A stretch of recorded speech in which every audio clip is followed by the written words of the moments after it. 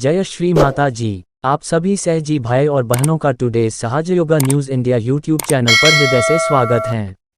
आज हम एक और नए सहजयोग मिरेकल के बारे में जानेंगे। मां ने कैसे युवा महिला डॉक्टर के रूप में जाकर रोम की मैरिलिन लिएट सहजयोगिनी के 75 वर्ष पिता को जीवन के अंतिम समय बचाया। मां का फोटो छूते ही उनका दर्द दूर हो गया। मां का फोटो छूते ही उनका दर्द दूर हो गया। लिंडा विलियम्स के कलेक्शन से साभार। मैं रोम की मैरिलिन लिएट नाम की लड़की हूँ।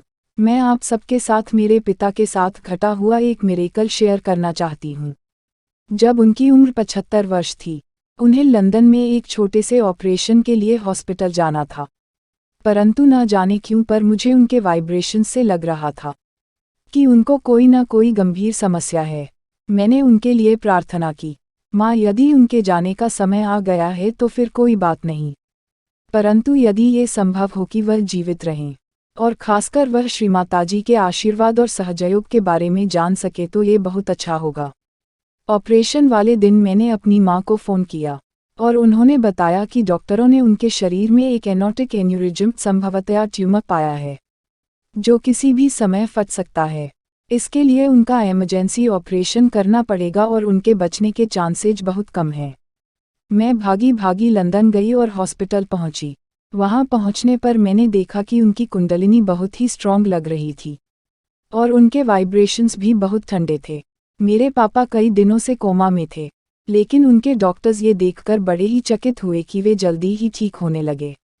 जैसे ही उन्हें होश आया, वह प्यार और एक दूसरे के प्रति स्नेह की बातें करने लगे। इससे पहले वह एकदम एक आम ब्रिटिश व्यक्ति की तरह थे, जिसको अपनी भावनाओं को व्यक्त करना बड़ा कठिन लगता है। जब मैं उनसे हॉस्पिटल में मिलने के लिए गई, तो उन्होंने मुझे बताया कि उनसे मिलने के लिए एक अजनबी महिला डॉक्टर आई थी। वह आकर उनके बिस्तर पर बैठ गई और उसने पापा को अपने गले से लगा लिया।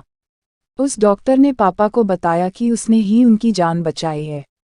पापा ने मुझे बताया कि वह महिला डॉक्टर श्री माता जी का ही युवा रूप लग रही थी। उस हॉस्पिटल में तो ऐसी कोई भी डॉक्टर नहीं थी। इसके बाद उन्होंने सिगरेट पीना भी छोड़ दिया, जबकि वह 12 वर्ष की उम्र से ही सिगरेट पिया करते थे। इस घटना के बाद वे हमेशा श्री माताजी का फोटो अपने साथ रखने लगे। उन्होंने हमें बताया कि एक दिन जब उन्हें बहुत तेज दर्द हो रहा था, तो उन्होंने केवल श्री माताजी के फोटो को छुआ ही था कि उनका दर्द एकदम दूर हो गया।